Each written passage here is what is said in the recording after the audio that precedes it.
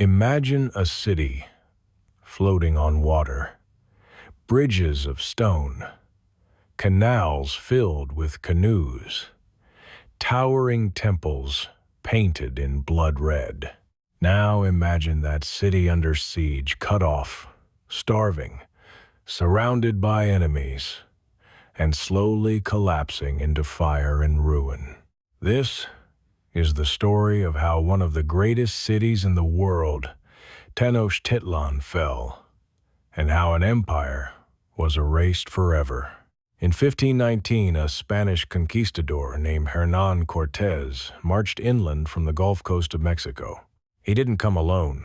Behind him followed a strange army, Spanish soldiers in steel armor, horses never seen before, and thousands of indigenous allies, enemies of the Aztecs, because the Aztec Empire wasn't loved. Many of the surrounding city-states resented the tribute, the control, and the human sacrifices demanded by the empire. So, when Cortés marched toward the capital, he wasn't invading alone. He was leading a rebellion. When Cortés reached Tenochtitlan, he couldn't believe his eyes. A city larger than most in Europe, clean, organized, with causeways stretching across a massive lake. Waiting for him was the emperor, Moctezuma II. No battle, no resistance. Instead, a welcome. Moctezuma brought Cortés into the heart of the empire. But this wasn't trust. It was tension. Two worlds staring at each other, both unsure what would happen next. It didn't take long. The Spanish grew nervous, surrounded by thousands of warriors. So Cortés made a bold move. He captured Moctezuma, holding the emperor hostage in his own palace. At first, it worked. The city stayed quiet, but outside forces were closing in.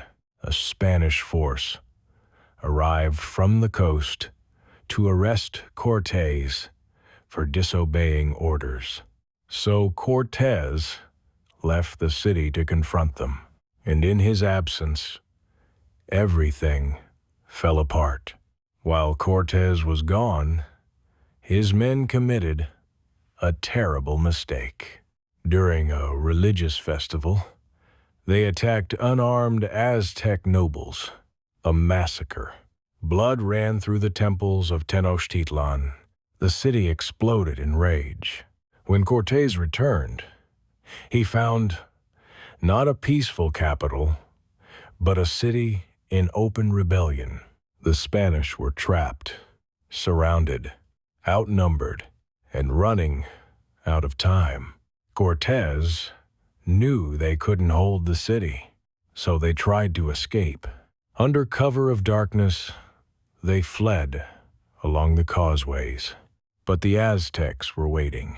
Canoes swarmed the canals. Warriors attacked from rooftops. Bridges were destroyed.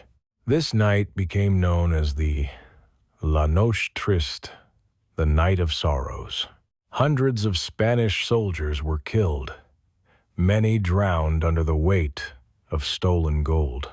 Cortés barely escaped with his life, but the war was far from over. Cortés regrouped. He rebuilt his army, gathered tens of thousands of indigenous allies, and prepared for one final assault. This time, he wouldn't just attack the city, he would destroy it. In 1521, the siege of Tenochtitlan began. The Spanish cut off the causeways. They built brigantines, small ships, to control the lake. Food stopped entering the city. Water supplies were destroyed, and slowly, the great capital began to starve. Inside the city, things turned desperate. Famine spread. Disease followed. A deadly outbreak of smallpox brought unknowingly by the Spanish, ravaged the population. Even the new emperor, Cuauhtémoc, struggled to hold the city together. But still they fought. Street by street, canal by canal, the Spanish advanced slowly, destroying everything as they went. Temples burned, homes collapsed, bodies filled the water. After months of fighting, the city was no longer recognizable. And finally, in August 1521, it ended. Cuauhtémoc was captured. The resistance collapsed, and Tenochtitlan, once one of the greatest cities on earth, fell. The fall wasn't just a victory, it was an ending. The Aztec Empire was gone. In its place, the Spanish built a new city, Mexico City. The temples were torn down, the culture suppressed, an entire world reshaped. But the story isn't just about conquest.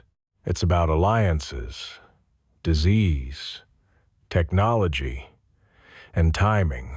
Because the fall of Tenochtitlan wasn't inevitable. It was a perfect storm. A city on water reduced to ruins.